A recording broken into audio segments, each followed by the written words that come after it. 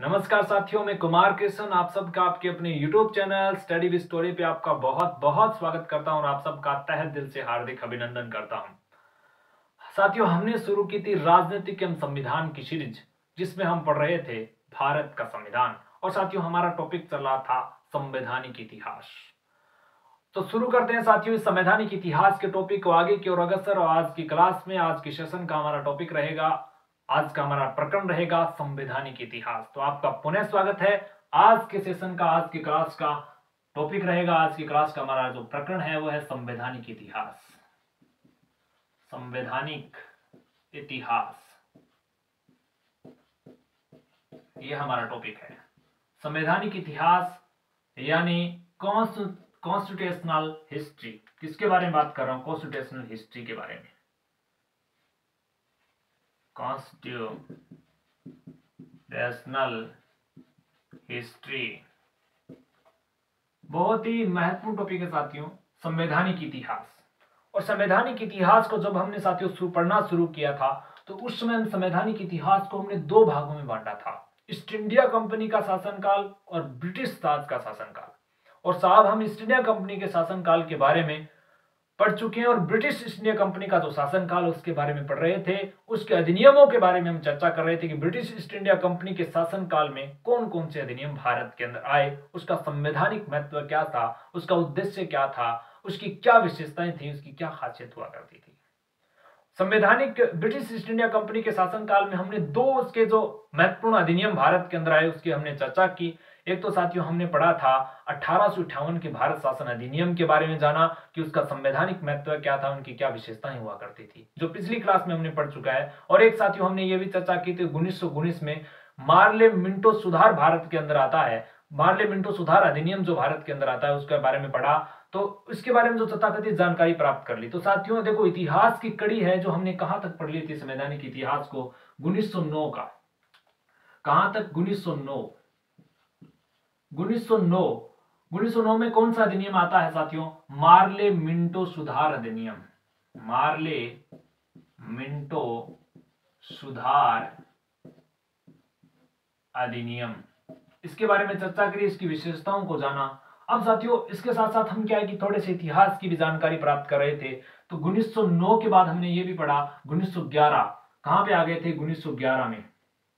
1911 में देखो, 1911 में क्या पढ़ा कि 1911 में क्या हुआ कि दिल्ली दरबार लगा था। उस समय भारत का जो वायसराय हुआ करता था साथियों, उस वायसराय का नाम था साहब लॉर्ड हार्डिंग। हार्डिंग सेकंड उस समय भारत का क्या हुआ करता था? वायसराय हुआ करता था। 1911 की बात कर रहा हूं। 1911 में लॉर्ड हार्डिंग ने क्या लगाया? दिल्ली दरबार लगाया था। दिल्ली दरबार सजा था साथियों। और दिल्ली दरबार में क्या है कि इंग्लैंड के सम्राट उस समय कौन हुआ करते थे? जॉर्ज पंचम और उसकी मैडम मेरी यहाँ पे भारत के अंदर आते हैं और साहब उस समय भारत में आते हैं। 1911 में दिल्ली दरबार लगा था और उस समय भारत की जो राजधानी हुआ करती थी वो कलकत्ता हुआ करती थी। और उसने क्या किया कि जॉर्ज पंचम ने ये घोषणा की उस समय कि भारत की जो राजधानी है वो कलकत्ता था। कलकत्ता से उसने क्या कर दी? दिल्ली स्थानांतरित कर दी थी साहब। दिल्ली भारत की राजधानी कब स्थानांतरित कर दी गई? 1911 में। कहां से? कलकत्ता से दिल्ली भारत की राजधानी कब स्थानांतरित कर दी गई? तो 1911 में दिल्ली दरबार लगा था साहब। उसमें जो इंग्लैंड के जो सम्राट आए थे जॉर्ज पंचम, उसने की थी। अब देखो, घोषणा की थी 1911 में और दिल्ली भारत की राजधानी कब बनी? तो 1912 में दिल्ली भारत की क्या बनती है?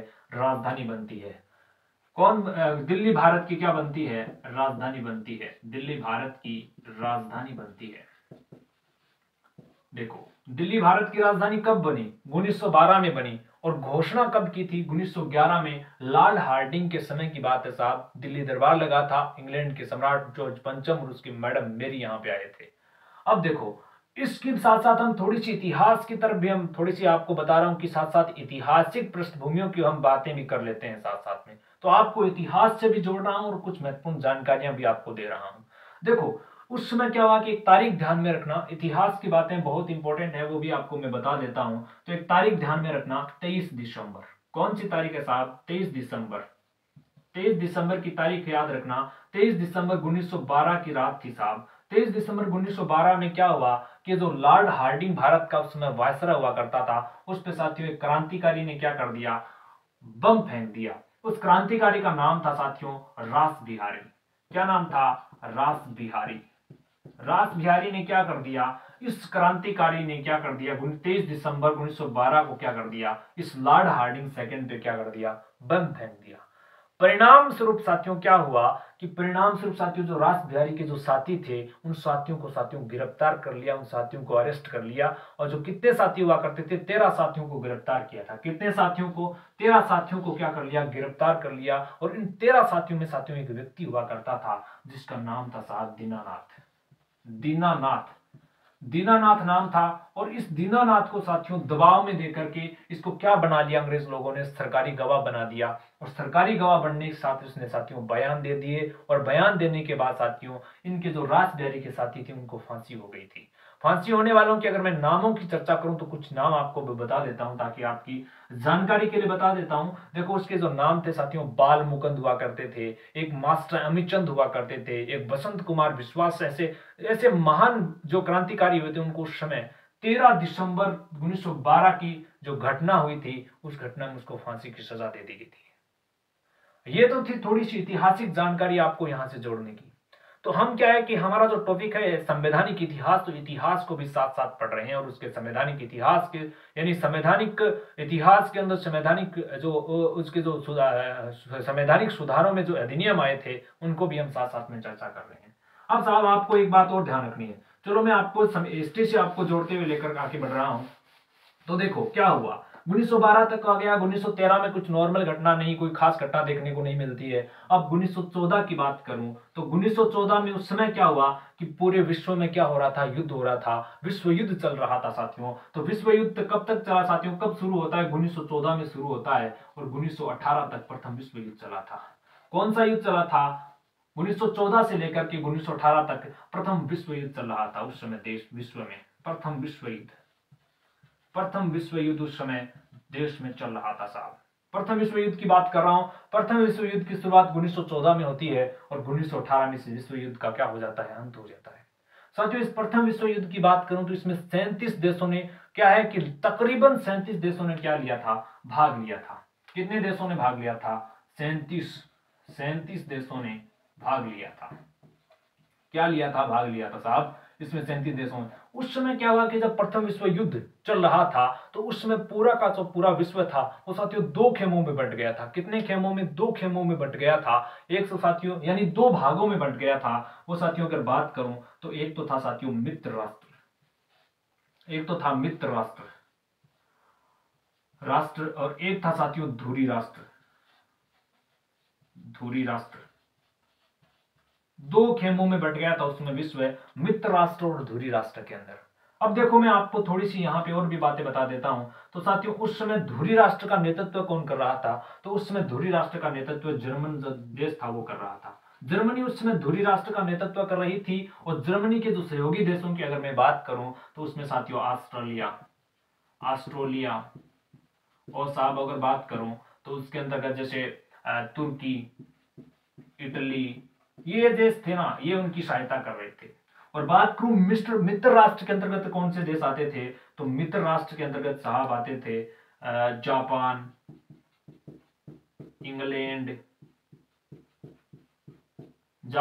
इंग्लैंड, अमेरिका,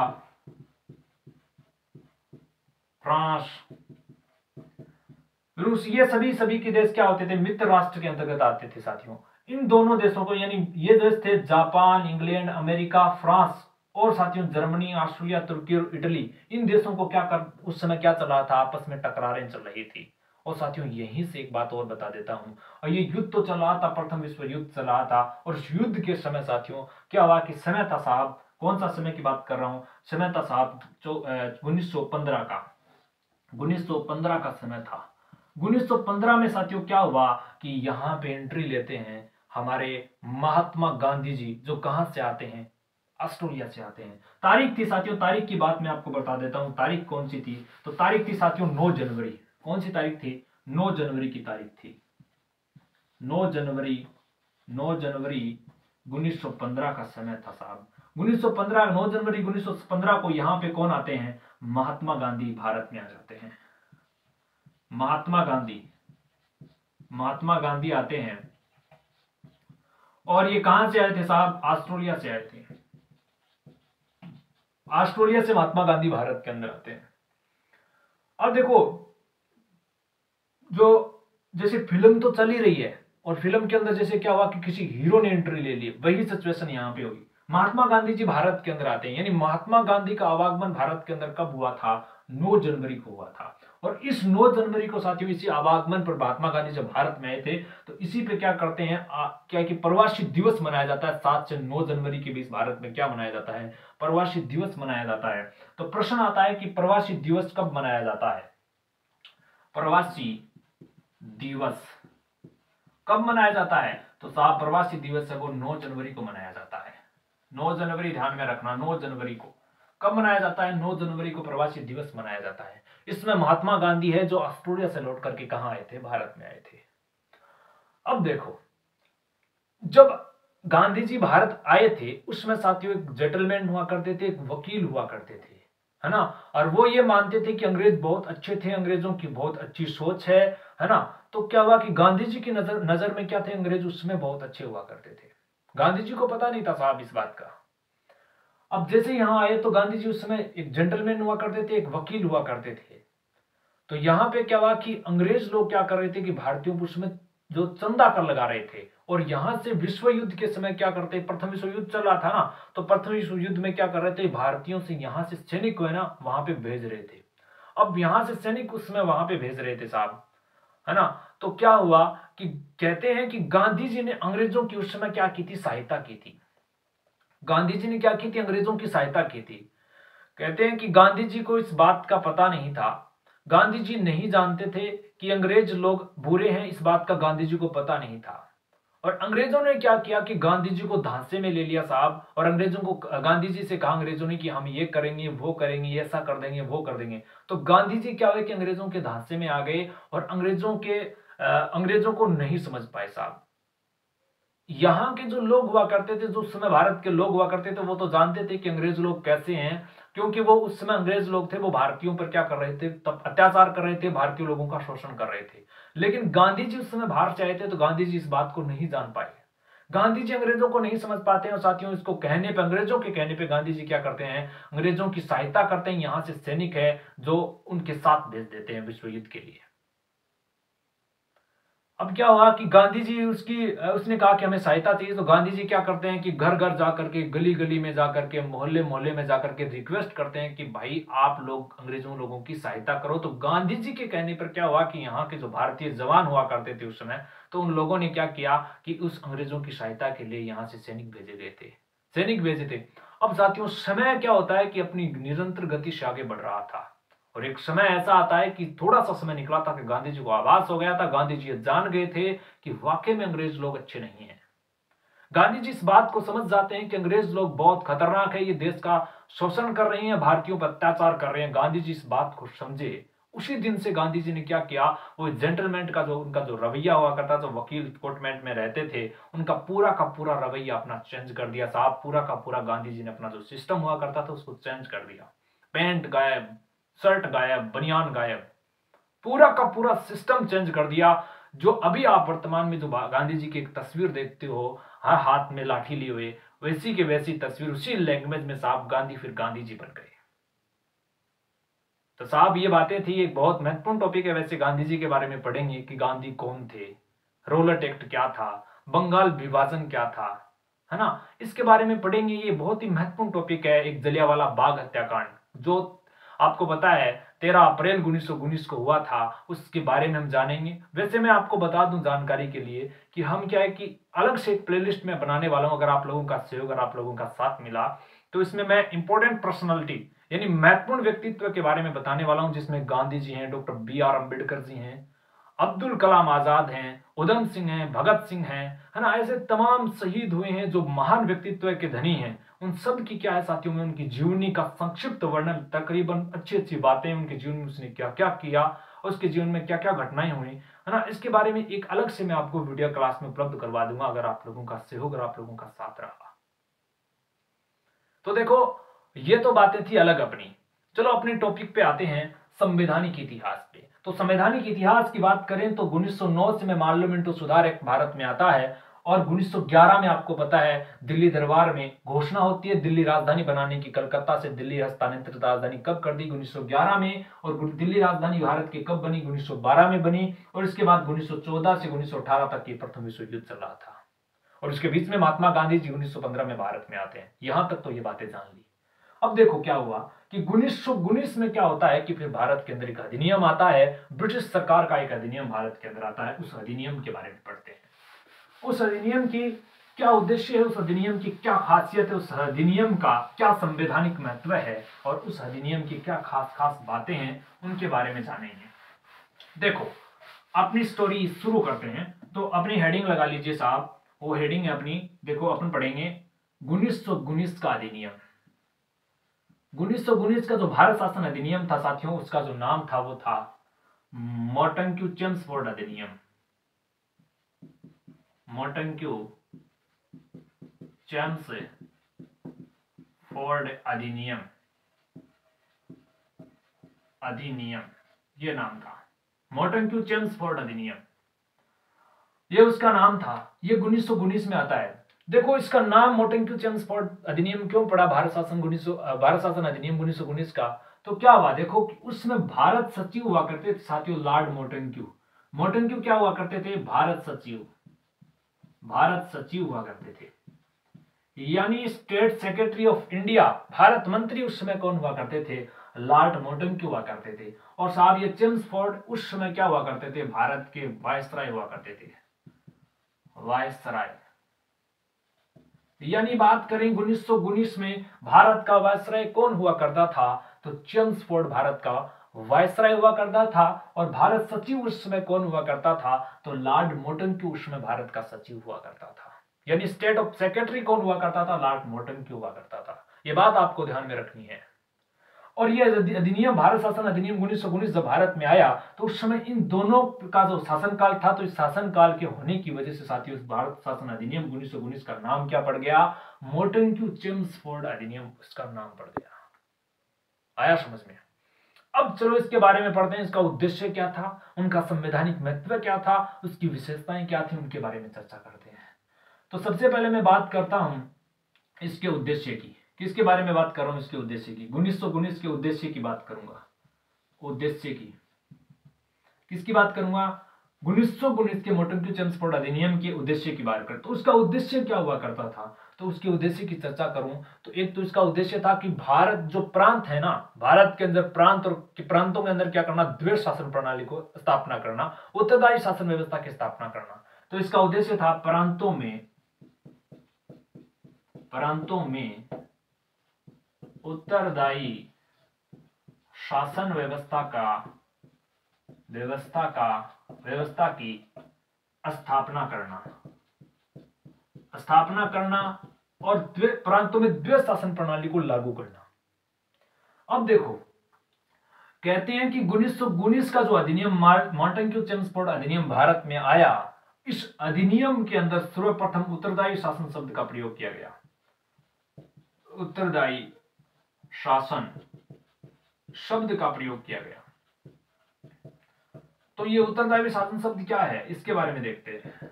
ये क्या था, पहले इसके बारे में आपको बता देता हूं। यानी ये उत्तरदायी शासन शब्द का प्रयोग किस अधिनियम के अंदर किया गया? भारत के कौन सा एक्ट आया था ब्रिटिश सरकार का? तो 1919 मोंटेग्यू चेम्सफोर्ड अधिनियम आया था, उसमें साफ उत्तरदायी शासन शब्द का प्रयोग किया गया था सर्वप्रथम। अब ये उत्तरदायी शासन शब्द क्या होता है, इसकी कहानी को, इसकी हिस्ट्री को आपको थोड़ी सी बता देता हूं। इससे पहले मैं आपको एक छोटी सी और जानकारी बता देता हूं, आपको याद होना चाहिए इस समय कि भारत के अंदर उस समय कौन सा आंदोलन चल रहा था। यानी भारत का प्रथम जन आंदोलन कौन सा हुआ था? यह प्रश्न मेरा कि भारत में प्रथम जन आंदोलन कौन सा हुआ था। तो साहब भारत के अंदर जो प्रथम जन आंदोलन हुआ था, उस आंदोलन का नाम था साहब होम रूल आंदोलन। होम रूल आंदोलन। ये होम रूल आंदोलन भारत का प्रथम जन आंदोलन माना जाता है। और साथियों ये कब हुआ था? तो ये 1916 में हुआ था। होम रूल आंदोलन को साथियों क्या कहा जाता है? स्वदेशी आंदोलन कहा जाता है। इसका दूसरा नाम क्या है? स्वदेशी आंदोलन हुआ था। ये जो होम रूल आंदोलन, स्वदेशी आंदोलन है साथियों, ये भारत का प्रथम जन आंदोलन माना जाता है, जो कब हुआ था? 1916 में हुआ था। और ये जो आंदोलन, होम रूल आंदोलन, ये जो जन आंदोलन है साहब, ये उस समय भारत के अंदर 2 जगह पे हो रहा था। कितने जगह पे हुआ था? ये 2 जगह पे हो रहा था, 2 जगह पे हो रहा था। तो 2 जगह कौन कौन सी? देखो, एक तो हो रहा था ये महाराष्ट्र के अंदर, महाराष्ट्र में हो रहा था। और दूसरी बात करूं तो वो हो रहा था मद्रास में, मद्रास में। 2 जगह हो रहा था। और साहब अगर थोड़ी सी बातें और आगे की ओर चले तो महाराष्ट्र में से स्वदेशी आंदोलन, होम रूल आंदोलन का जो नेतृत्व कर रहे थे, वो उसका नाम था साथियों लोकमान्य बाल गंगाधर तिलक।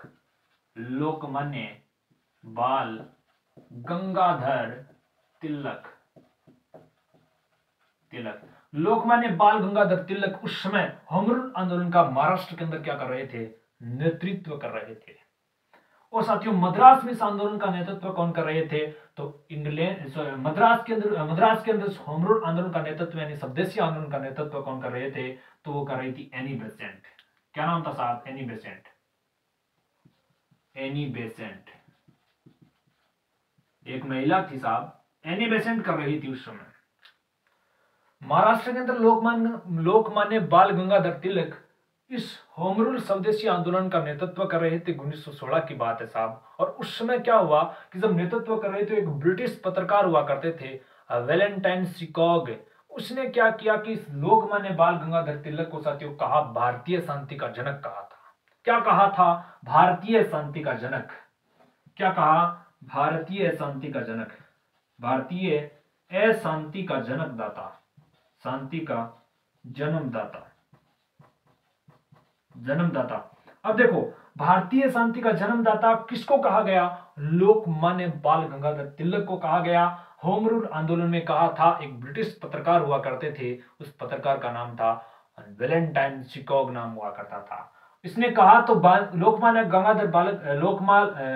बाल गंगाधर तिलक ने क्या किया? इस पे क्या है कि मानहानि का केस लगाने के लिए लोकमान्य बाल गंगाधर तिलक क्या करते हैं? लंदन चले जाते हैं साहब। कहां चले जाते हैं इस पे केस करने के लिए? यानी मानहानि का केस करने इस ब्रिटिश पत्रकार पे कहां चले जाते हैं? लंदन चले जाते हैं। अब साथियों देखो कहानी क्या हुई।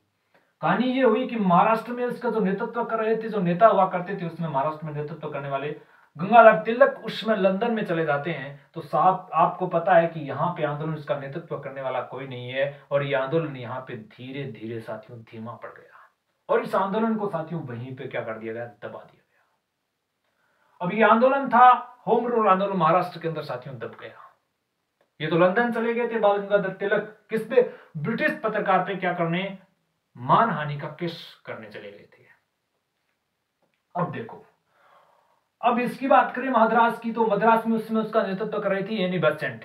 एनी बेसेंट को क्या किया कि उस समय उसने क्या, जो भारत का जो भारत सचिव हुआ करता था इंग्लैंड के अंदर, जो इंग्लैंड की पार्लियामेंट में भारत सचिव बैठा करता था, वो था साथियों मोंटेक्यू। ये मोंटेक्यू क्या करता है? इस एनी बेसेंट को क्या करता है? इंग्लैंड बुला लेता है।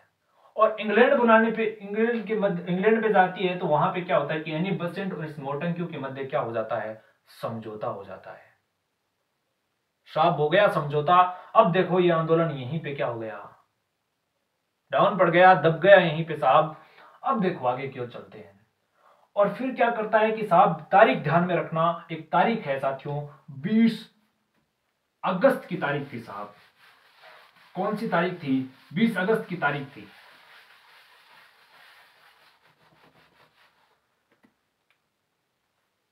20 अगस्त की बात कर रहा हूं मैं, 20 अगस्त 1917 की बात कर रहा हूं साहब। 20 अगस्त 1917 को क्या करता है मोंटेक्यू? क्या करता है कि ये इंग्लैंड की जो संसद है, इंग्लैंड की संसद का क्या नाम है साहब? इंग्लैंड की संसद का नाम है house of common. House of common में मोंटेक्यू क्या करता है कि भारत में उत्तरदायी शासन व्यवस्था की, शासन प्रणाली की, यानी उत्तरदायी शासन व्यवस्था की घोषणा करता है। कि क्या करता है? उत्तरदायी शासन व्यवस्था की क्या करता है? उत्तरदायी शासन व्यवस्था की क्या कर देता है कि घोषणा कर देता है 20 अगस्त 1917 को मोंटेक्यू। देखो एनी बेसेंट के मध्य और मोटंकी के मध्य समझौता हो जाता है, बाल गंगाधर तिलक वहां पे चले जाते हैं केस करने, तो यहाँ पे क्या आंदोलन धीमा पड़ जाता है। इसके बाद 20 अगस्त 1917 की बात कर रहा हूं साहब, उस 20 अगस्त 1917 को हाउस ऑफ कॉमन, इंग्लैंड की जो संसद हुआ करती थी, उसमें जो भारत का जो सचिव हुआ करता था, भारत सचिव हुआ करता था, उसका नाम था सत मोटंक्यू। उसने क्या किया, लॉर्ड मोटंक्यू ने उत्तरदायी शासन की घोषणा करते कि भारत के अंदर जो अगला अधिनियम भारत के अंदर आएगा हमारा, उस अधिनियम के अंदर क्या कर दिया जाएगा, उत्तरदायी शासन व्यवस्था की जाएगी, उत्तरदायी शासन व्यवस्था की शुरुआत की जाएगी, ऐसी घोषणा कर दी। और जिसका जो परिणाम है साहब वो देखने को मिला। ये 1917 में तो साथियों घोषणा होती है, और इसके 2 साल बाद क्या होता है, 1919 में क्या होता है, भारत के अंदर क्या आता है, अधिनियम आ रहा है, मोटंक्यू चेम्सफोर्ड अधिनियम। उस अधिनियम में क्या करता है, उत्तरदायी शासन व्यवस्था की, यहाँ पे शासन शब्द, उत्तरदायी शासन शब्द का प्रयोग किया गया था। आया समझ में उसकी कहानी क्या थी कि उत्तरदायी शासन शब्द का प्रयोग सर्वप्रथम कब किया गया, तो 1919 के अधिनियम में किया गया। और इसके पीछे की कहानी क्या है वो भी मैंने आपको बताई। अब आपको ये समझ में आ गया। अब देखो आगे की ओर चलते हैं। अब ये भारत के अंदर आ जाता है मोटंक्यू चेम्सफोर्ड अधिनियम। अब इसकी विशेषताएं क्या होती हैं, इसकी विशेष बातें क्या रही, इसके बारे में पढ़ते हैं, यानी इसकी विशेषताओं के बारे में चर्चा करेंगे। क्या पढ़ेंगे, विशेषताएं पढ़ेंगे। मैं विशेषताओं की चर्चा करने जा रहा हूं साहब। मोटंक्यू चेम्सफोर्ड अधिनियम की क्या क्या विशेषताएं थी, क्या क्या खास बातें थी उनकी। तो इसमें पहली खास बातें ये लिखी गई थी, प्रांतों के अंदर क्या करना, द्वैध शासन प्रणाली की स्थापना करना। प्रांतों में द्वैध शासन व्यवस्था की शुरुआत करना।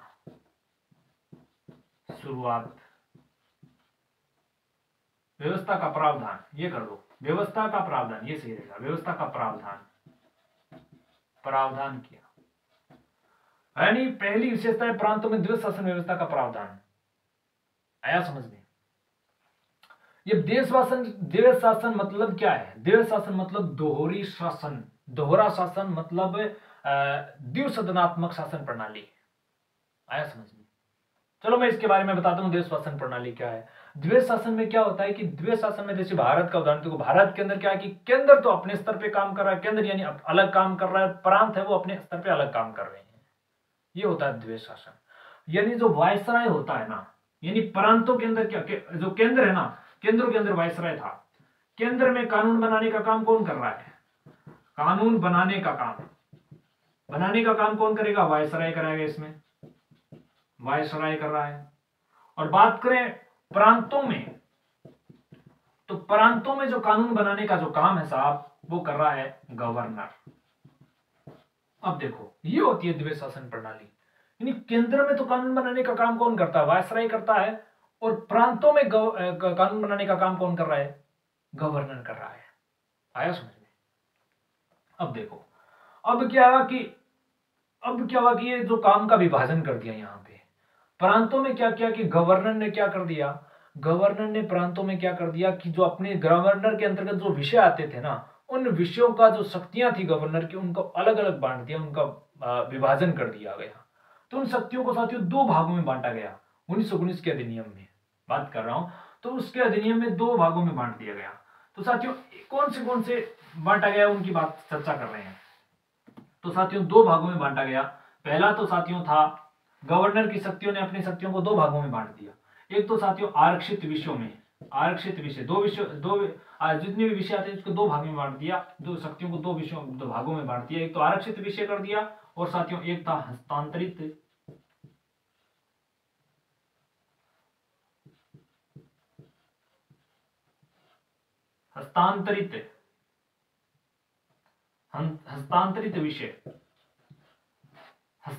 विषय। अब देखो ये आरक्षित विषय क्या है, इसके अंतर्गत कौन कौन से विषय आते थे, और हस्तांतरित विषय क्या है, इसके अंतर्गत कौन कौन से विषय आते हैं वो देखते हैं।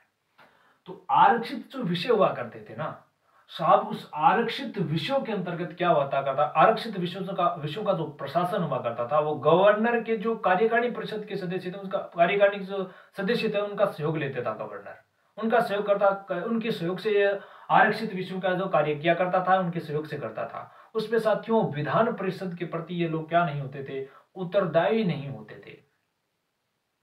आया समझ में? इसके अंतर्गत कौन कौन से विषय आते थे, तो बात करें तो इसके अंतर्गत साहब विषय आते थे जैसे कानून व्यवस्था के जितने भी विषय थे ना, वो इसके अंतर्गत आ गए, व्यवस्था के विषय। और दूसरी बात करूं तो जैसे वित्त संबंधी जितने भी विषय ना, वो इसके अंतर्गत आ गए। और तीसरी बात करूं तो भू राजस्व संबंधी विषय, भू राजस्व संबंधी विषय इसके अंतर्गत आ गए। और साहब इसके बात करूं तो जैसे संसाधन आ गए, कृषि आ गई, और साथियों बात करें तो उद्योग आ गए। यानी क्या हुआ, देखो सीधी सी बात है कि जो आय वाले विषय थे ना, वो आरक्षित विषयों के अंतर्गत आते थे। सीधी सी बात यही लिख लो, आय वाले विषय इसके अंतर्गत आते थे। आय वाले विषय क्या करते थे, आरक्षित विषयों के अंतर्गत आते थे। और साथियों देखो हस्तांतरित विषयों की बात करते हैं, तो हस्तांतरित विषयों के अंतर्गत क्या आता था कि हस्तांतरित विषयों का प्रशासन जो गवर्नर क्या करते थे, जो उनके मंत्री हुआ करते ना, उनकी सहायता से करता था, है ना। यानी सीधी सी बात है कि ये हस्तांतरित विषय किसके प्रति उत्तरदायी होते हैं, और ये जो मंत्री थे ना, मंत्री आगे ना मंत्री की सलाह पे कर रहा है, तो ये विधान परिषद के प्रति क्या होते थे, उत्तरदायी होते थे। तो ये उत्तरदायी नहीं होते थे विधान परिषद के मंत्री, जो और ये उत्तरदायी होते थे। यानी इसमें कौन कौन से विषय थे, तो इसमें सीधी सी बात लिख लो, व्यय वाले विषय सभी आते थे उसमें। तो यहां से ध्यान रखना कि हस्तांतरित विषयों में क्या है कि विधान परिषद के प्रति उत्तरदायी, क्योंकि इसमें उत्तरदायी होते थे, उसमें मंत्री लोग है की सलाह की सहायता से जो गवर्नर काम किया करता था, हस्तांतरित विषयों के प्रशासन का कार्य। और आरक्षित विषयों के अंदर जो गवर्नर हुआ करते थे, उसके द्वारा निर्वाचित जो कार्यकारिणी सदस्य, जो कार्यकारिणी जो परिषद हुआ करती थी, उन्हीं के सदस्य मिलकर के उनकी सलाह सहायता के मशवरे से आरक्षित विषयों के अंतर जो आते थे विषय, उनके काम किया जाता था। आ गया समझ में? ये तो यहां तक तो बात ठीक है, आरक्षित विषय और हस्तांतरित विषयों के बारे में आप समझ गए। अब थोड़ा सा आगे की ओर चलते हैं। आगे की ओर जो समय का पहिया है वो घुमाते हैं। आगे की ओर बात करें तो देखो समझ गए कि क्या हुआ, अगली विशेषता क्या हुई, अगली विशेषता यह हुई कि केंद्र और प्रांतों के मध्य क्या कर दिया गया, शक्तियों का विभाजन कर दिया गया ना। तो ये अगली इसकी विशेषता हो जाएगी, केंद्र और प्रांतों के मध्य शक्तियों का विभाजन कर दिया गया, शक्तियों का विभाजन, यानी अलग अलग विषयों को बांट दिया गया। आपको मैंने बताया दो विषयों में बांटा था, आरक्षित विषय और हस्तांतरित विषय, और विषय बाद में मैं आपको बता दिया उसके अंदर कौन कौन से विषय आते थे, उनके बारे में मैंने आपको बता दिया। केंद्र और प्रांतों के मध्य शक्तियों का क्या कर दिया गया, विभाजन कर दिया गया। अब तीसरी अगर विशेषता की मैं बात करूं, तो तीसरी विशेषता इसमें क्या हो रही है वो ध्यान से देखना। तीसरी विशेषता ये है कि इसमें देखो बहुत ही महत्वपूर्ण है वो तीसरी विशेषता है कि सांप्रदायिक जो निर्वाचन प्रणाली हमने पढ़ी थी, उसका क्या हो रहा है यहां पे विस्तार मैंने आपको बताया था पिछले वाले वीडियो में। तो क्या है, सांप्रदायिकता निर्वाचन प्रणाली का विस्तार किया गया। और साहब मैंने आपको यह भी बताया था कि ये जो सांप्रदायिक निर्वाचन प्रणाली है, इसकी शुरुआत है वो 1919 के पार्लियामेंटो सुधार अधिनियम में होती है। और इस अधिनियम के अंदर सांप्रदायिक निर्वाचन प्रणाली का जो अधिकार है सबसे पहले मुसलमान लोगों को दिया गया था, और इसके बाद इसका जो विस्तार 1919 के अधिनियम में होता है, तो इसमें किसको अधिकार दिया गया, 4 संप्रदायों को अधिकार दिया गया था। कितने संप्रदायों को, 4 संप्रदायों को अधिकार दिया गया। यानी 4 संप्रदाय कौन कौन से थे उनकी भी मैंने आपको बता देता हूं। उसमें थे साथियों पंजाब के सिख हुआ करते थे। दूसरी बात करूं तो भारतीय ईसाई,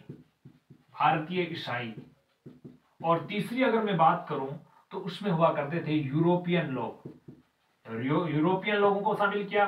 चौथी बात करूं तो आंग्ल भारतीयों को सम्मिलित किया गया। अब देखो इनके बारे में मैंने आपको पिछली वाली क्लास में बताया था कि आंग्ल भारतीय कौन होते हैं, इसके बारे में देखो, आप पिछले वाली क्लास में जाइएगा, वहां पे आप समझेगा।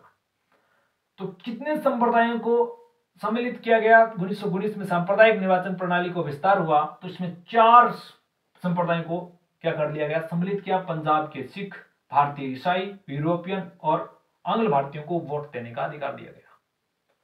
यहां तक तो ठीक है, यहां तक बात आपको समझ में आ गई। ये इनकी तीसरी विशेषता थी साहब। अब मैं चौथी विशेषता की बात करता हूं। तो चौथी विशेषता की अगर मैं बात करूं तो चौथी विशेषता में आपको याद रखना है कि लोक सेवा आयोग का गठन किया गया। लोक सेवा आयोग का गठन किया गया, यानी पीएससी, पब्लिक सर्विस कमीशन, यानी लोक सेवा आयोग का क्या कर दिया गया? गठन किया गया, गठन किया गया। यानी लोक सेवा आयोग पीसीएस का गठन किया गया। पीसीएस मतलब पब्लिक सर्विस कमीशन, लोक सेवा आयोग का गठन किया गया। किस अधिनियम के तहत? 1919 के अधिनियम के तहत। चलो ये बात बड़ी महत्वपूर्ण है, थोड़ी सी आगे यहां पे एक महत्वपूर्ण बात बता देता हूं। ये जो लोक सेवा आयोग था ना, इसकी कहानी क्या है, कैसे ये लोक सेवा आयोग यूपीएससी बनता है? यूपीएससी यानी पीएससी कब, कैसे यूपीएससी बनता है, इसकी कहानी क्या है, इसकी हिस्ट्री थोड़ी सी बता देता हूं, क्योंकि यूपीएससी तैयारी करने में इस बात में जानकारी होनी चाहिए कि यूपीएससी का ये कहानी किस प्रकार यूपीएससी तक पहुंची। आप भी यूपीएससी की तैयारी कर रहे होंगे तो आपकी नॉलेज के लिए बता देता हूं कि लोक सेवा आयोग कैसे पीएससी से यूपीएससी बना, वो मैं आपको बताता हूं। यूपीएससी कैसे बना? आईएएस आरएएस यूपीएससी के अंतर्गत आते हैं। तो देखो यूपीएससी कैसे बना, वो कहानी में शुरू करता हूं। तो ये ध्यान में रखना कि लोक सेवा आयोग का जो गठन है ना, लोक सेवा आयोग का गठन कब किया गया? 1919 में किया गया। और 1919 में इसका गठन किया गया तो साथियों क्या हुआ कि 1919 में, अब देखो आपको ये जानकारी के लिए बता देता हूं कि ये जो लोक सेवा आयोग था ना, ये किसी प्रांत पे काम नहीं कर रहा था और न ही किसी केंद्र के कार्यों को संभाल रहा था। ये तो पूरे भारतीय उपमहाद्वीप की जिम्मेवारियों को संभालने का काम दे दिया गया। यानी इस लोक सेवा आयोग को, पीएससी को क्या कर दिया? पूरे भारतीय उपमहाद्वीप, भारतीय उपमहाद्वीप, उपमहाद्वीप की जिम्मेवारी इसको सौंप दी गई। जिम्मेवारी किसको सौंप दी गई? पीएससी को। यानी लोक सेवा आयोग को केंद्र पे काम नहीं कर रहा था, नहीं ये प्रांतों के कार्यों को संभाल रहा था, ये पूरे भारतीय महाद्वीप के कार्यों को संभाल रहा था। पूरे महाद्वीप भारतीयों की, पूरे भारतीय उपमहाद्वीप की इस पे जिम्मेवारी हुआ करती थी। अब आपको पता है कि ये छोटा सा एक संघ हुआ करता था, एक आयोग हुआ करता था, कमीशन था, ये इतने बड़े भारतीय महाद्वीप को कैसे संभाल पाएगा? ये तो आप भी जानते हो, कैसे संभाल पाएगा? देखो इसके परिणाम देखो कैसे हुए। क्या हुआ कि लोक सेवा आयोग 1919 में जैसे गठित हुआ, बाद में इसके जो परिणाम आने शुरू हुए, नहीं तो ये इतना बड़ा, इसके पास महाद्वीप की बड़ी, इतनी बड़ी जिम्मेवारी थी, तो ये तो नहीं तो टाइम पे क्या करवा पाया? एग्जाम करवा पाया। सही समय पे नहीं क्या करा, नहीं तो ये सही समय पे क्या नहीं करवा पाया? एग्जाम भी नहीं करवा पाया, और नहीं क्या किया, ये सही समय पे परिणाम जारी कर पाया। अगर साथियों इसने परिणाम इस लोक सेवा आयोग ने जारी किए तो वो जो धनाढ़ लोग उसमें हुआ करते थे उनके पक्ष में गए। तो साथियों फिर इस पे बवाल हो गया और ये धीरे धीरे क्या हुआ, ये जो लोक सेवा आयोग था ये सफल हो गया, असफल हो गया साहब ये लोक सेवा आयोग। अब असफल हो गया तो इसकी असफलता की जांच के लिए साहब एक लॉर्ड ली नाम है साहब एक अंग्रेज का, लॉर्ड ली की अध्यक्षता में एक साथियों आयोग का गठन किया गया जिसे ली आयोग के नाम से जाना गया। ली आयोग या ली कमीशन के नाम से जाना गया, ली आयोग के नाम से जाना गया। लॉर्ड ली की अध्यक्षता में ली आयोग की गठन किया गया। इसको इसकी जांच के लिए, भाई साहब इसकी जांच के लिए इसको गठन किया गया था। और लॉर्ड ली जो आयोग था साथियों, ये जो आयोग था इसने क्या किया, इस ली आयोग की सिफारिश पे क्या हुआ, फिर क्या हुआ, केंद्र लोक सेवा आयोग का गठन किया गया। आयोग का गठन किया गया किस सिफारिश पे किया गया? इस ली आयोग की सिफारिश पे, यानी सीपीएससी का गठन किया गया। सीपीएससी का गठन किया गया। और गठन कब किया गया साहब? तो वो तारीख आपको ध्यान रखनी है 1 अक्टूबर 1926 को। और उसकी अध्यक्षता कर रहे थे साहब, उस अध्यक्ष का भी नाम है आपको याद रखना, रोस बारकर। सर रोस बारकर हुआ करते थे। उसकी अध्यक्षता में इस केंद्र लोक सेवा आयोग सीपीएससी का गठन किया गया। सर रोस बारकर की अध्यक्षता में 1 अक्टूबर 1926 को इस केंद्र लोक सेवा आयोग का गठन किया गया। अब 1935 आया साथियों, तो 1935 का भारत शासन अधिनियम हम आगे पढ़ने वाले हैं। उस अधिनियम में क्या हुआ कि इस लोक सेवा आयोग का जो सीपीएससी हुआ करता था, इसका नाम बदल के क्या कर दिया गया, एफपीएससी कर दिया गया। एफपीएससी इसका नाम कर दिया गया। एफपीएससी का मतलब देखो, फिडेक्स पब्लिक सर्विस कमीशन, फिडेक्स पब्लिक सर्विस कमीशन कर दिया गया। अब ये फिडेक्स पब्लिक सर्विस कर दिया गया, यानी हिंदी में बात करूं तो इसका हिंदी में नाम साथियों हो गया संघ लोक सेवा आयोग पड़ गया। फिडेक्स पब्लिक सर्विस कमीशन 1935 में इसका नाम कर दिया गया। फिर साथियों संघ लोक सेवा आयोग यानी एफपीएससी का नाम बदल करके 1950 में क्या हुआ, यूपीएससी कर दिया गया। यूपीएससी क्या कर दिया गया, यूपीएससी कर दिया गया, यानी union public service commission. Union का मतलब आपको पता है संघ होता है, संघ लोक सेवा आयोग। वर्तमान में क्या है, यूपीएससी का पूरा नाम क्या है, संघ लोक सेवा आयोग, यानी union public service commission. Union public service commission संघ लोक सेवा आयोग, जो वर्तमान में आईएएस आरएएस इस प्रकार की परीक्षाएं करवाता है साहब। आपको पता है इस चीज के बारे में। तो देखो इस प्रकार है जो लोक सेवा आयोग का गठन किया गया। अब ये तो बात आपको ध्यान में रखनी है। ये इसकी कौन सी विशेषता है, चौथी विशेषता थी। अब देखो आगे की और विशेषता की और बातें करें तो पांचवी विशेषता पे चलते हैं। अब पांचवी विशेषता की बात कर रहा हूं मैं साहब, ध्यान देखना, गौर से फरमाना। देखो बहुत ही इंपॉर्टेंट चीजें एग्जाम की दृष्टि में ये बातें पूछी जाती हैं कि लोक सेवा आयोग का गठन कब किया गया, तो 1919 में मोंटेग्यू चेम्सफोर्ड अधिनियम में किया गया। अगली विशेषता बता रहा हूं, वो ध्यान देना। और इस अधिनियम 1919 में यह भी प्रावधान था कि हमारा अगला जो अधिनियम भारत के अंदर आएगा वो 10 वर्षों के बाद एक आयोग का गठन किया जाएगा। यानी इसमें यह प्रावधान था कि 10 वर्षों के बाद एक आयोग का गठन किया जाएगा। एक आयोग का गठन किया जाएगा। किसका गठन किया जाएगा, एक आयोग का गठन किया जाएगा और फिर भारत आएगा, एक ही आएगा 10 वर्षों से। यानी 10 वर्षों से एक आयोग का गठन किया जाएगा, फिर उसको क्या है, भारत भेजेंगे, जो ब्रिटिश शासन व्यवस्था की क्या करेगा, यहां पे जांच करेगा। इस आयोग में ऐसा प्रावधान था। लेकिन साथियों नियम के अनुसार ऐसा नहीं हुआ साहब। नियम के अनुसार ऐसा नहीं हुआ, क्योंकि उनका नियम था कि 10 वर्षों में हम आयोग का गठन करेंगे और 10 वर्षों बाद ही अगला आयोग या अगला कमीशन भारत के अंदर भेजेंगे। लेकिन नियम के अनुसार ऐसा नहीं हुआ। इन लोगों का अगला जो अधिनियम भारत के अंदर आना था, जो 1919 में इसका गठन के अनुसार, यानी 1929 में आना था। 1929 में आना था जो अगला अधिनियम भारत के अंदर आता है, साइमन कमीशन है वो साहब 1927 में आंकड़ा रहा। 1927 में आ पड़ो। देखो 1929 में आना था साइमन कमीशन, 1927 में आ गया। अब ये 1927 में क्यों आया, क्या कारण रहे, क्या उस समय ऐसी परिस्थितियां हो गई उन लोगों को कि ये 2 साल पहले लाने की नौबत आ गई। हालांकि उसका नियम तो था इस अधिनियम में 10 वर्षों के बाद ये कोई आयोग का गठन करेंगे और उस आयोग को भारत में ब्रिटिश सरकार शासन व्यवस्था की जांच करने की भेजेंगे। लेकिन साहब ये 1927 में आया, क्यों आया, इसके बारे में पढ़ते हैं।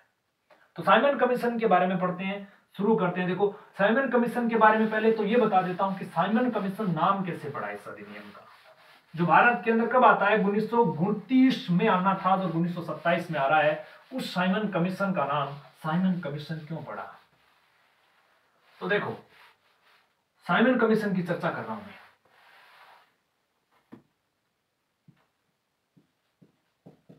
Simon commission.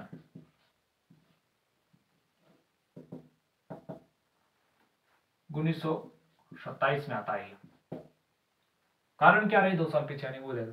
तो सबसे पहले ये जानते हैं कि साइमन कमीशन इस आयोग का नाम कैसे पड़ा। तो साइमन कमीशन नाम किसका, इसकी जो अध्यक्षता कर रही थी उसका नाम था साथियों जॉन साइमन। क्या नाम था? John Simon. जॉन साइमन की अध्यक्षता में ये जब भारत में आया तो इसका जो नाम क्या पड़ गया? साइमन कमीशन पड़ गया साहब। आया समझ में? अब देखो साइमन कमीशन का नाम पड़ गया। अब ये भारत के अंदर ये जो साइमन कमीशन हुआ करते, इसके बारे में और बता देता हूं। ये जो साइमन कमीशन थे ये साथियों लेबर पार्टी के क्या हुआ करते थे? नेता हुआ करते थे। लेबर के नहीं साथियों, लिबरल पार्टी के, रिबलर पार्टी के क्या हुआ करते थे? ये जॉन साइमन नेता हुआ करते थे उस समय। अब देखो जॉन साइमन कमीशन भारत में आ रहा है और इसके अध्यक्ष कौन थे? John Simon. और साथियों देखो बात है 3 फरवरी की, 3 फरवरी 1928 की। ये भारत के अंदर आता है। साइमन कमीशन 1927 में इसकी घोषणा की गई थी। उसमें ये घोषणा लिखी गई थी कि आप 7 व्यक्ति इसके अंदर जाएंगे। 7 व्यक्तियों का नाम की जो लिस्ट थी, कितने लोग आने थे इसमें? 7 आदमियों की लिस्ट जारी कर दी गई। उसका जो अध्यक्ष था वो जॉन साइमन को बना दिया गया। अब ये भारत कब आता है? 3 फरवरी 1928 को आता है। और 3 फरवरी 1928 को ये भारत में आता है साहब। और भारत में 3 फरवरी 1928 को आया और कहां आता है साहब? बंबई में आता है। और ये अपनी रिपोर्ट कब देता है? तो 30 मार्च 1930 में अपनी रिपोर्ट प्रस्तुत करता है। 30 फरवरी 1928 में ये बंबई में आता है। मार्च 1930 में क्या कर देता है? रिपोर्ट प्रस्तुत करता है। साइमन कमीशन ने अपनी रिपोर्ट प्रस्तुत कब की? तो मार्च 1930 में की थी। यहां तक तो ठीक है। अब देखो उस समय क्या हुआ करता था कि जो इंग्लैंड हुआ करती थी ना, इंग्लैंड ब्रिटेन, उसमें क्या कि उसमें 3 पार्टियों का सबसे ज्यादा बोलबाला हुआ करता था। वो भी मैं आपको बता देता हूं।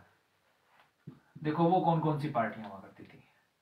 बात करें तो उसमें देखो एक तो हुआ करती थी लेबर पार्टी, मजदूर दल। Labour party. दूसरी हुआ करती थी लिबरल पार्टी, उदारवादी दल। और तीसरी अगर मैं बात करूं तो कंजर्वेटिव पार्टी, ये पार्टियां उसमें इंग्लैंड में इन तीनों पार्टियों को ज्यादा बोलबाला हुआ करता था। मैं उस तरफ जा रहा हूं कि क्यों आया, कारण बता रहा हूं मैं आपको।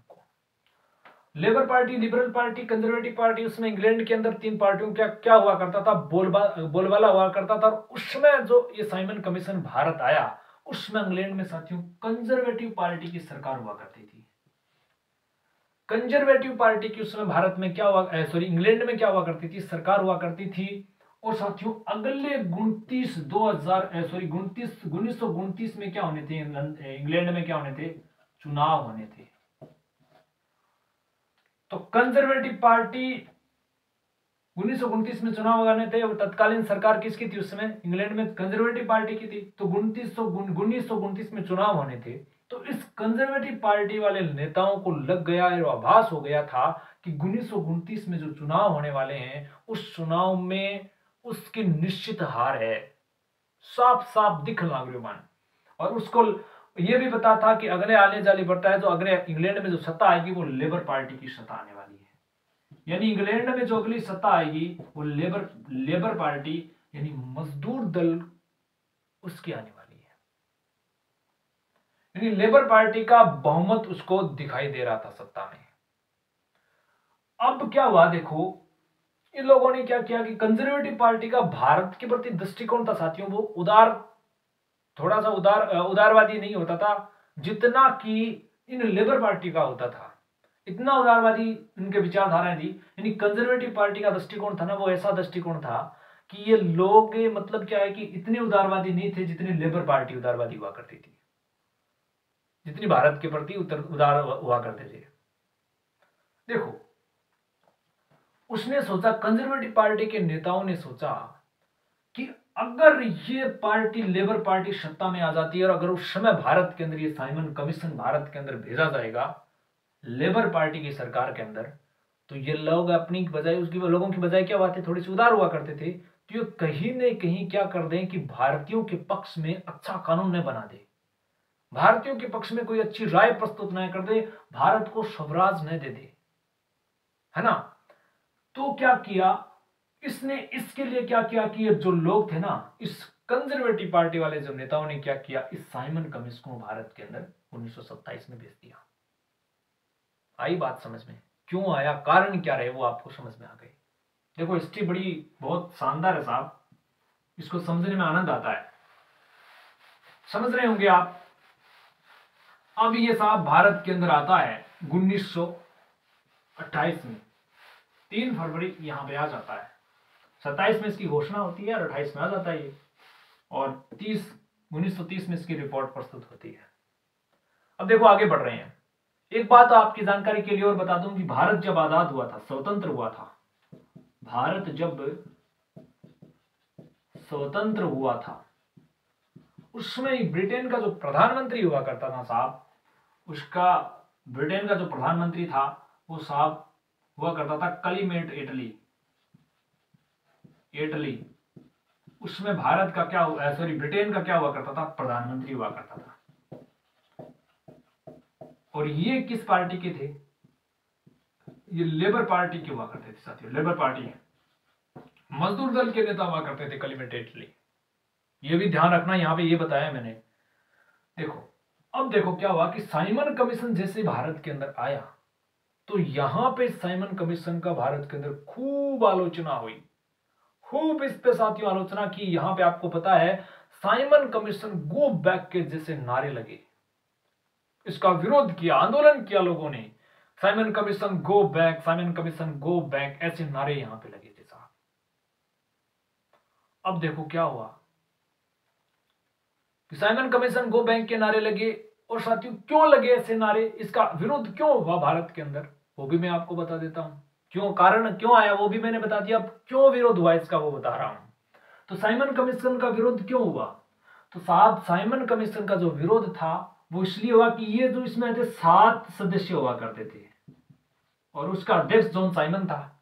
ये सातों के सातों साथियों अंग्रेज लोग थे, यानी गोरे लोग थे, अंग्रेज लोग थे साहब, सातों के सातों अंग्रेज लोग थे, सातों के सातों। तो इसको क्या कहा जाता है, इसका दूसरा नाम भी आप ध्यान रखना, सवेत आयोग के नाम से जाना जाता है। सवेत आयोग के नाम से भी इस कमीशन को जाना जाता है। प्रश्न आता है कि सवेत आयोग के नाम से किस अधिनियम को जाना जाता है, तो साइमन कमीशन आया था उसको ना, उस आयोग को जाना जाता है। 1927 में जो घोषणा हुई थी उसको जाना जाता है। देखो, 7 सदस्य थे, सभी अंग्रेज थे, सभी गोरे लोग थे, उसमें भारतीय एक भी नहीं था। इसलिए क्या हुआ, इस साइमन कमीशन का क्या हुआ, विरोध हुआ, इसके लिए इसकी आलोचना हुई है भारत के अंदर, खूब आलोचना हुई साहब। और यहां पे साइमन कमीशन गो बैक के नारे लगे थे। आई बात समझ में? अब देखो, ये तो बात थी यहां तक की, आई समझ में। अब और इसके अंतर्गत उसकी क्या विशेषता थी, देखो हम उसकी विशेषता पढ़ चुके हैं कि 10 वर्षों तक कानून आना था। 5 विशेषताओं के बारे में जान चुके हैं, शायद 5 नंबर की थी ना। 6ठी विशेषता की बात कर रहा हूं मैं साहब। 6ठी विशेषता की थी, पहली विशेषता द्वैध शासन प्रणाली को लागू द्वैध शासन की प्रणाली की स्थापना करना, है ना। और दूसरी हमने पढ़ी कि उत्तरदायी शासन व्यवस्था की सरकाना करना, और जो केंद्र प्रांतों में क्या कर दिया, विषयों को हस्तांतरित कर दिया, जो बंटवारा कर दिया, अलग अलग कर दिया, 2 विषयों में बांटा था। तीसरी क्या हुआ कि उसमें सांप्रदायिक निर्वाचन प्रणाली की शुरुआत कर दी। और चौथी की अगर मैं बात करूं तो लोक सेवा आयोग का गठन किया गया। और 5वीं के अंदर क्या हुआ था, 10 वर्षों तक, 10 वर्षों के बाद जो आयोग आएगा वो नया गठन, कमीशन का गठन किया जाएगा और ब्रिटिश सरकार, ब्रिटिश व्यवस्था की जांच के लिए भेजा जाएगा। 10 वर्षों से ऐसा प्रावधान था। अब कर रहा हूं 6ठी विशेषता की बातें। कौन से अधिनियम की कर रहा हूं, 1919 के अधिनियम की कर रहा हूं अभी मैं। 1919 के मोंटेस्क्यू-चेम्सफोर्ड अधिनियम की बातें कर रहा हूं साहब। अब 1919 के छठी विशेषता में बात करूं तो इसकी जो छठी विशेषता होती है वो क्या है वो देखना। इसमें क्या है कि 1919 में इसमें इस अधिनियम में यह प्रावधान था कि रियासतों का एकीकरण के लिए, रियासतों के एकीकरण के लिए, रियासतों के एकीकरण के लिए, रियासतों के एकीकरण के लिए नरेंद्र मंडल की स्थापना की गई। मंडल की स्थापना की गई, स्थापना का प्रावधान था, प्रावधान था। अब देखो यहां से एक प्रश्न निकल करके आता है कि रियासतों के एकीकरण के लिए नरेंद्र मंडल की स्थापना का प्रावधान था। तो नरेंद्र मंडल की स्थापना यानी कब की गई? तो 1919 में की गई साहब, ध्यान रखना, स्थापना की गई थी।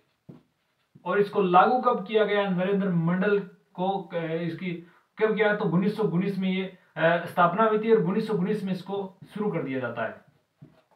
और आपको पता है, ध्यान में रखना, जो 1919 में जो आया था अधिनियम, 1919 में जो मोंटेस्क्यू-चेम्सफोर्ड अधिनियम भारत के अंदर आता है, उस अधिनियम क्या करता है, ये भारत के अंदर 1921 में लागू होता है साहब। आया समझ में? बीच में मैंने साइमन कमीशन वाली बात बता दी, वो ऐसा मत समझ लेना कहीं ऐसे गोल गोल हो जाए आपके, वो ध्यान से पढ़ लेना पिछली वाली क्लास को। तो 1919 में आता है, 1921 में लागू होता है। और 1935 का जो अधिनियम भारत के अंदर, आगे पढ़ेंगे अपन, भारतीय शासन अधिनियम 1935, वो क्या है, 1935 में आता है, 1937 में लागू होता है साहब। तो अगला अधिनियम हम पढ़ने वाले हैं भारत शासन अधिनियम 1935। देखो अभी तक हमें ब्रिटिश ताज के शासनकालों में कितने कानूनों की जानकारी प्राप्त कर चुके हैं।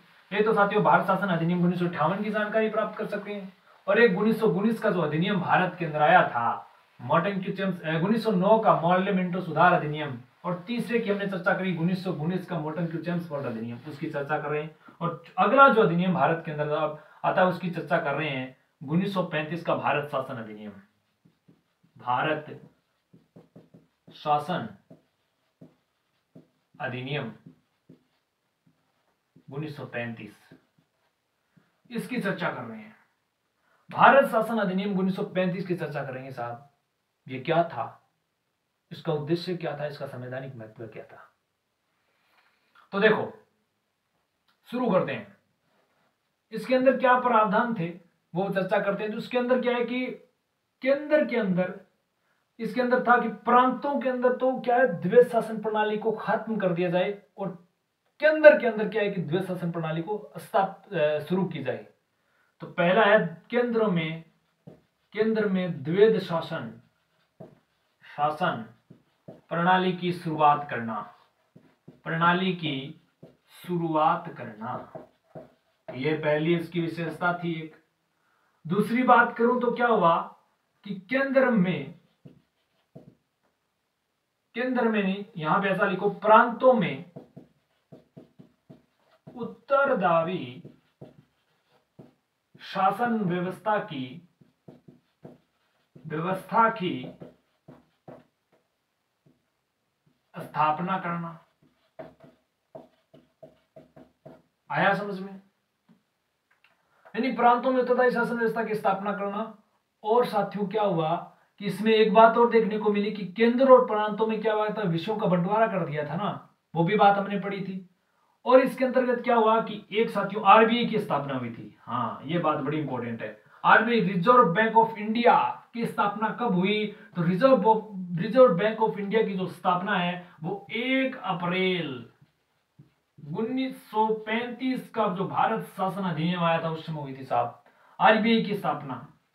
ध्यान रखना, बड़ी इंपॉर्टेंट बात है ये। रिजर्व बैंक ऑफ इंडिया 1 अप्रैल 1935 में इसकी स्थापना होती है, ये भी ध्यान रखना। और 1935 के तहत क्या हुआ था वो भी मैं आपको बता देता हूं। 1935 के तहत साहब एक हुआ था, बर्मा देश का विभाजन हुआ गया था। बर्मा साथियों समझ गए हो कौन से देश का नाम है? म्यांमार का नाम है, म्यांमार का विभाजन हुआ था। कब हुआ था? 1935 में हुआ था साहब। 1935 के शासन के अधिनियम के तहत क्या क्या हुए थे? आरबीआई की स्थापना 1 अप्रैल 1935 को हुई। बर्मा म्यांमार की विभाजन हुआ था 1935 में। ये बातें आ गई समझ में आपको?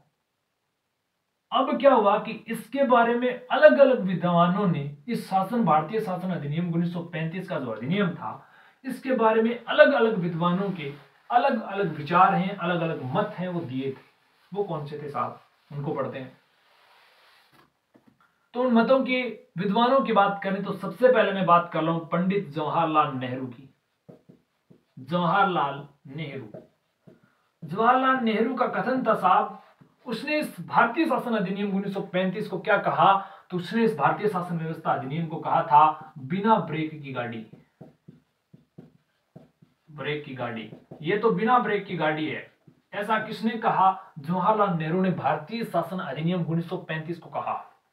और एक बात और कही थी साहब, वो भी ध्यान रखना, वो कही थी कि ये एक दास्तां का पत्र है। ये एक दास्तां का पत्र है।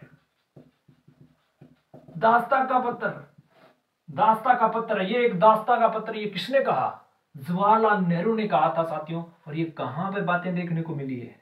ये साथियों जवाहरलाल नेहरू की जो आत्मकथा है, उस आत्मकथा में देखने को मिलती है। जवाहरलाल नेहरू की आत्मकथा का नाम है साथियों डिस्कवरी ऑफ इंडिया, भारत की खोज। भारत की खोज, ध्यान रखना, जवाहरलाल नेहरू की आत्मकथा का क्या नाम है? भारत की खोज, discovery of India, discovery of India. जिसमें ये बातें देखने को मिली है कि जवाहरलाल नेहरू ने क्या कहा, इस भारतीय शासन अधिनियम 1935 को बिना ब्रेक की गाड़ी कहा, यह एक दास्तां का पत्र है, ऐसा कह दिया। आगे की ओर बात करें तो अगले विद्वान की अगर बात करूं तो वो थे साथियों मोहम्मद अली जिन्ना, जिनको क्या है पाकिस्तान का राष्ट्रपिता कहा जाता है, मोहम्मद अली जिन्ना को।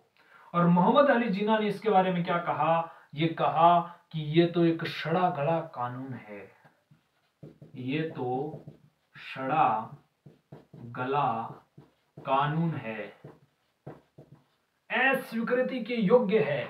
क्या कहा? अस्वीकृति के योग्य है, योग्य है, अस्वीकृति के योग्य कहा उसने। अस्वीकृति, स्वीकृति के नहीं, अस्वीकृति के योग्य। ये तो सड़ा गला कानून है, अस्वीकृति के योग्य है, अली जिन्ना ने कहा इसके बारे में। ये बातें थी साथियों भारत शासन अधिनियम के बारे में कथन देखने को मिलते हैं।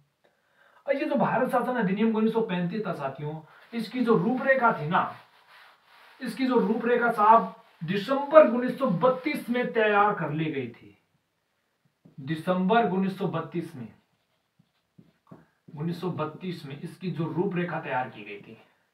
और 1932 को एक बातें आपको यहां पे और जोड़ देता हूं, इससे थोड़ा सा इतिहास देखो, बहुत जानकारी लेनी है मेरे को। 1932 में उस समय क्या हुआ था कि तीसरा गोलमेज सम्मेलन चल रहा था। तीसरा गोलमेज सम्मेलन, थर्ड राउंड टेबल मेज सम्मेलन चल रहा था साथियों 1932 में। तीसरा गोलमेज सम्मेलन कब हुआ था? 1932 में हुआ था। कहां हुआ था साथियों? लंदन में हुआ था। आपकी जानकारी के लिए बता देता हूं कि टोटल राउंड टेबल कितने हुए थे, टोटल गोलमेज सम्मेलन कितने हुए थे? तो 3 हुए थे। कितने हुए थे? 3 हुए थे साहब। 3 कौन कौन से हुए थे वो भी मैं आपको बता देता हूं। एक तो साथियों 1930 में होता है, दूसरे की बात करूं तो 1931 में होता है, और तीसरे की बात करूं तो 1932 में होता है। अब यहां से एक प्रश्न बहुत इंपॉर्टेंट उठता है कि गोलमेज सम्मेलन यानी तीनों राउंड टेबलों में ऐसे भारत के कौन विद्वान लोग हुआ करते थे, ऐसे कौन विद्वान थे जिन्होंने इन तीनों गोलमेज सम्मेलनों में भाग लिया था? तो साहब उसका नाम था, उस महान विद्वान का नाम था doctor Baba Saheb Bhimrao Ambedkar, B R Ambedkar ji. B R Ambedkar ji इस तीनों गोलमेज सम्मेलनों में सम्मिलित हुए थे। अब साथियों एक प्रश्न आपके लिए छोड़ता हूं मैं, वो आपको अभी कमेंट में जवाब देना है। आप अभी कमेंट बॉक्स में जवाब दीजिएगा। अगर आपको नहीं आए तो मैं आपको बताऊंगा, रिप्लाई दूंगा आपको कि तीनों गोलमेज सम्मेलनों में किस सम्मेलन में गांधी जी ने भाग नहीं लिया और किस किस में भाग लिया, ये मेरे को आप कमेंट बॉक्स में बताना। अगर आपको इस प्रश्न का उत्तर नहीं आता तो साथ मैं बताऊंगा इसके बारे में। तो ध्यान रखना, ये बड़े इंपॉर्टेंट प्रश्न है।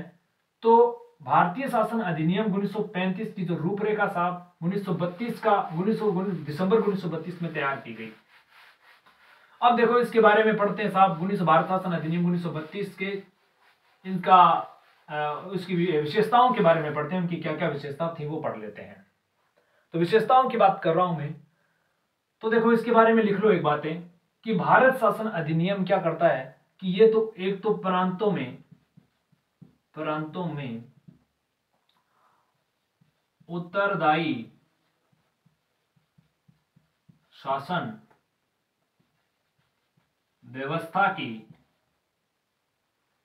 ये जो अधिनियम है ना भारत शासन अधिनियम, ये प्रांतों के अंदर शासन व्यवस्था की नींव का पत्थर नहीं मील का पत्थर साबित हुआ। मील का पत्थर साबित हुआ।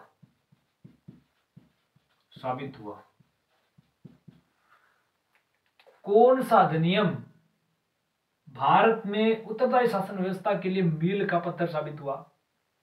तो भारत शासन अधिनियम 1935 हुआ था। और इस भारत शासन अधिनियम 1935 में साहब बात करें तो 14 भाग हैं, 321 धाराएं हैं, अनुच्छेद हैं, है ना।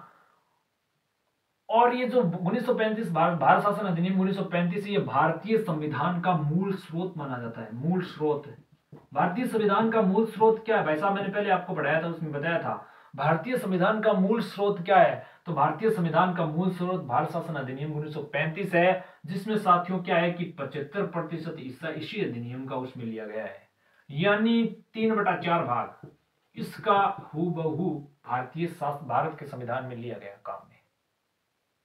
तो इसमें 14 भाग हैं, 321 धाराएं, सूचियां हैं, वो बातें हैं अलग अलग। तो अब देखो इसके बारे में, ये तो बातें थी, अब इसकी विशेषताओं के बारे में पढ़ते हैं।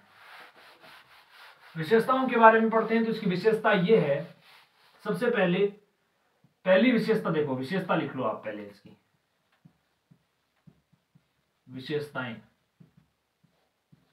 विशेषताओं की बात कर रहा हूं तो पहली विशेषता लिख लो। एक तो विशेषता थी कि उत्तरदायी शासन व्यवस्था की स्थापना की गई, ये तो उनकी पहली विशेषता है। दूसरी है कि प्रांतों से द्वैध शासन को हटाकर के केंद्र में द्वैध शासन को लगाया गया। केंद्र में द्वैध शासन का शुभारंभ किया।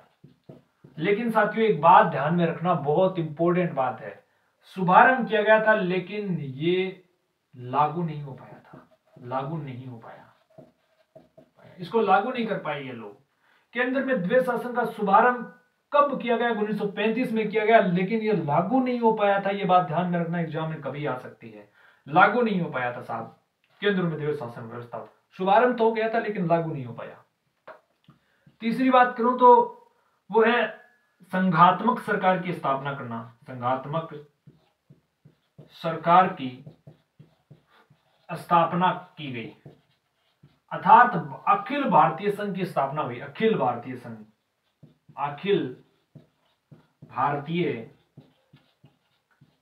की स्थापना की गई। अखिल भारतीय संघ की क्या की गई? स्थापना की गई। अखिल भारतीय संघ है ना साहब, देखो अखिल भारतीय संघ, इसके अंतर्गत क्या हुआ कि ब्रिटिश प्रांत थे और जो रियासतें हुआ करती थी, देशी रियासतें, वो उसमें मिली थी और वो साथियों अपनी स्वेच्छा से मिली थी, अपनी इच्छा से मिली थी। ये भी ध्यान रखना, ऐसा नहीं कि जबरदस्ती उसको मिलाया गया था। इस अखिल भारतीय संघ में संघात्मक सरकार की स्थापना के अंदर वो अपनी इच्छा से सम्मिलित हुई थी साहब इसमें। ये भी बात आपको ध्यान में रखना।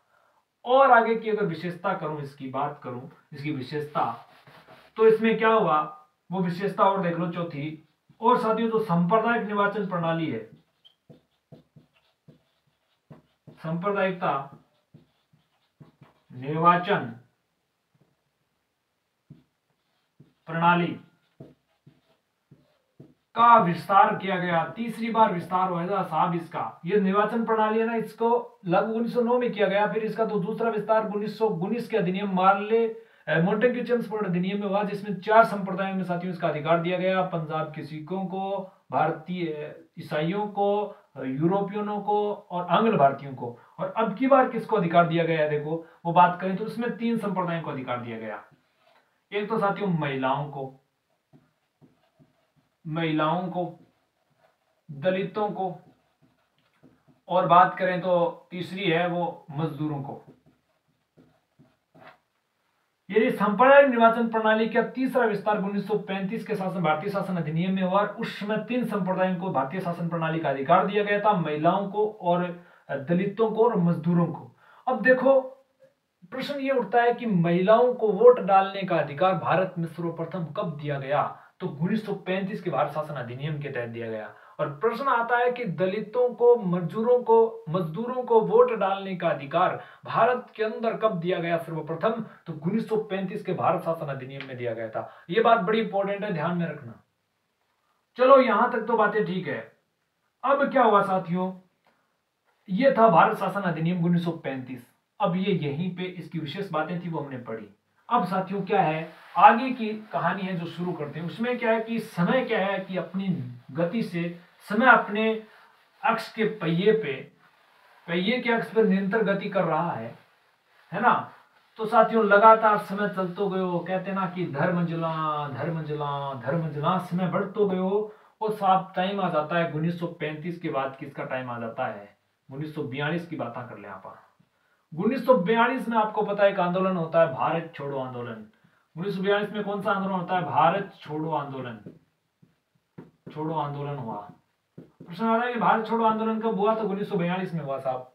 और इसके बाद साथियों आपको पता है 1947 में क्या होता है 1947 में 1947 में फिर एक अधिनियम आता है, स्वतंत्र भारत अधिनियम। अंग्रेजों भारत छोड़ो यहीं से नारे साहब। 1942 में भारत छोड़ो आंदोलन, फिर 1947 में कौन सा अधिनियम आता है उसकी चर्चा करते हैं। तो देखो 1947 का अधिनियम पढ़ते हैं 1935 के अधिनियम के बाद। अगला हमारा प्रश्न है, अगला हमारा जो अधिनियम रहेगा 1947 का भारत स्वतंत्र अधिनियम।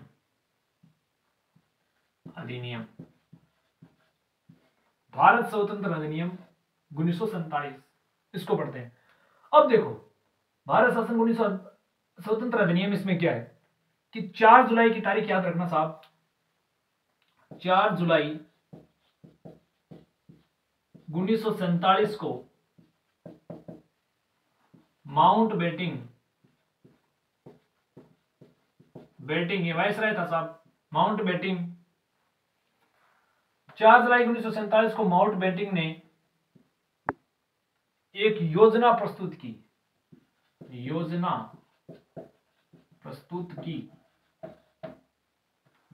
जिसमें भारत के विभाजन की बात की गई, जिसमें भारत विभाजन की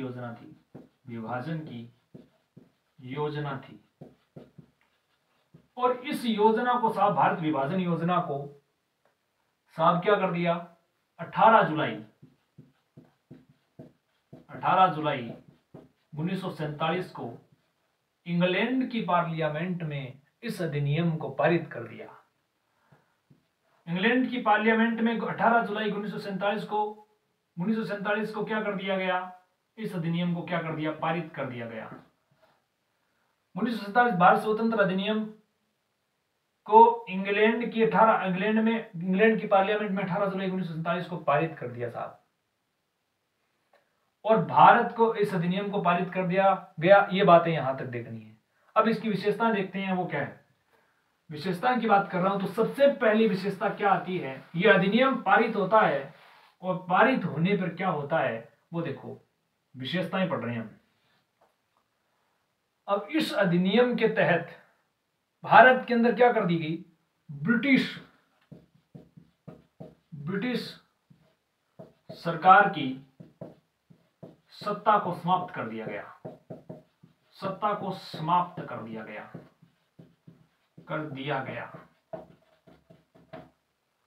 ब्रिटिश सरकार की सत्ता को समाप्त कर दिया गया। एक तो ये बात है विशेषता इसकी।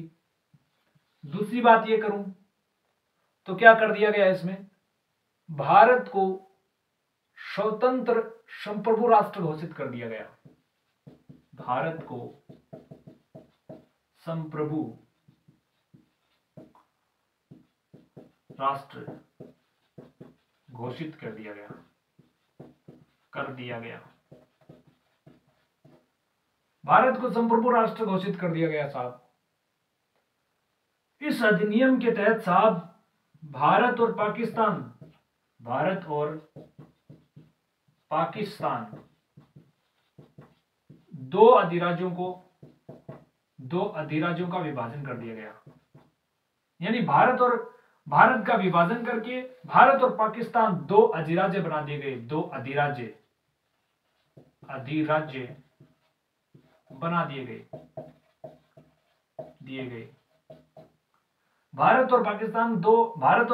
भारत में से पाकिस्तान का विभाजन करके भारत और पाकिस्तान दो अधिराज्य बना दिए गए, स्वतंत्र राष्ट्र बना दिए गए साहब। कब? इस अधिनियम के तहत 1947 को भारत स्वतंत्र अधिनियम, और इसको आजादी प्रदान कर दी गई। तो बात करें तो भारत आजाद कब हुआ, तो साहब भारत आजाद हुआ था 15 अगस्त 1947 को, और पाकिस्तान को आजाद किया गया साहब 14 अगस्त 1947। तो 14 अगस्त और 15 अगस्त 1947 को मध्य रात्रि को साथियों भारत और पाकिस्तान का विभाजन करके इसको संप्रभु राष्ट्र, एक स्वतंत्र राष्ट्र घोषित कर दिया। तो भारत देश क्या हो गया? आजाद हो गया साहब। कब आजाद हुआ भारत? 15 अगस्त 1947 के मध्यरात्रि को भारत देश आजाद हो गया। ब्रिटिश ताज की हुकूमत से भारत को स्वतंत्र कर दिया गया। तो बोलिए भारत माता की जय हो। अपना देश भारत स्वतंत्र हो गया साहब 1947 के स्वतंत्रता अधिनियम के तहत। 15 अगस्त 1947 को भारत का विभाजन हुआ था और भारत एक संप्रभु और स्वतंत्र राष्ट्र घोषित हुआ। और साथियों इसको यह भी कह दिया कि भारत और पाकिस्तान अपने हिसाब से अब अपने गवर्नर चुन सकती है, अपने हिसाब से अपनी सरकार बना सकती है, अपने हिसाब से अब अपना संविधान बना सकती है और अपने हिसाब से अपने संविधान सभा का निर्माण कर सकती है। उसमें किसी प्रकार का कोई रोक नहीं होगी, किसी प्रकार की कोई रोक टोक नहीं होगी। ये बातें भी इसमें कह दी गई। अब भारत क्या हो गया? स्वतंत्र हो गया। ब्रिटिश ताज की हुकूमत से भारत क्या हो गया? ब्रिटिश ताज की बेड़ियों से क्या हो गया? भारत स्वतंत्र हो गया। ये इसकी विशेषता थी। तीसरी विशेषता। चौथी विशेषता की मैं अगर बात करूं तो चौथी विशेषता इसमें यह आती है कि जितने भी ब्रिटिश प्रांत हुआ करते थे, ब्रिटिश प्रांत और देसी रियासतों को साहब, देसी रियासतों को स्वतंत्रता प्रदान की गई। स्वतंत्रता प्रदान की गई कि वो अपने हिसाब से, अपनी इच्छा अनुसार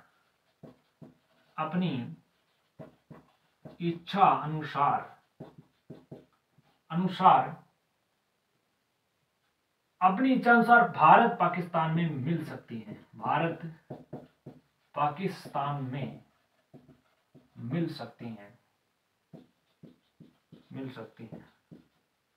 ये भी इसमें प्रावधान कर दिया गया। अब आगे साहब क्या हुआ? भारत स्वतंत्र हो गया। फिर भारत का संविधान बना, भारत का एकीकरण हुआ। एकीकरण करने वाले आपको पता है कौन थे? सरदार वल्लभ भाई पटेल, जिसके नेतृत्व में पूरे भारत का एकीकरण किया गया। पूरे भारत का संविधान बना डॉक्टर बाबा साहब भीमराव अंबेडकर के देखरेख में। ड्राफ्टिंग कमेटी, मसौदा कमेटी के आधार पर भारत का संविधान तैयार किया गया, जिसको हम आगे पढ़ेंगे। तो यह था साहब 1947 का भारत शासन अधिनियम। कैसे भारत आजाद हुआ, भारत में किस प्रकार के अधिकार भारत के अंदर आए, संवैधानिक कौन कौन से ईस्ट इंडिया कंपनी ने यहाँ पे कानून लागू किए और कौन कौन से कानून ब्रिटिश ईस्ट इंडिया ने यानी ब्रिटिश सरकार ने यहाँ पे लागू किए। ये तथाकथित कानून हम एक आराम से बहुत ही अच्छी तरीके से हर क्लास में बहुत अच्छी तरीके से जाना है। जहां तक हो सके मैंने अच्छी बातें अच्छी तरीके से गहराई तक जा करके आपको बताने की कोशिश की है। अब साहब आपका फर्ज बनता है, आप अपने स्वार्थ का परिचय मत देना, आप इस चैनल को आगे से ज़्यादा शेयर करना, ताकि अपने अन्य साथियों तक इस चैनल को पहुंचा सके, वो भी इस क्लास का आनंद ले सकें, वो भी इस जानकारियों को जान सके। और साथियों, आपसे आग्रह करता हूं, और आपसे ये भी आग्रह करता हूं कि इस चैनल को ज़्यादा से ज़्यादा संख्या में, ज़्यादा से ज़्यादा लोगों तक पहुंचाओ, ताकि अपने अन्य साथियों तक ये बातें पहुंच सके। तो इस प्रकार भारत देश क्या हो गया, स्वतंत्र हो गया साहब। ये था संवैधानिक इतिहास जिसको हमने पढ़ा। अब साथियों, क्या होता है कि समय की क्या है कि अपनी अपनी सीमा है, और समय अपने अक्ष के पहिए के अक्ष पर निरंतर गति से आगे बढ़ रहा है ना। तो समय के साथ चलना बहुत जरूरी होता है। तो आज की क्लास को यहीं पे समाप्त करते हैं।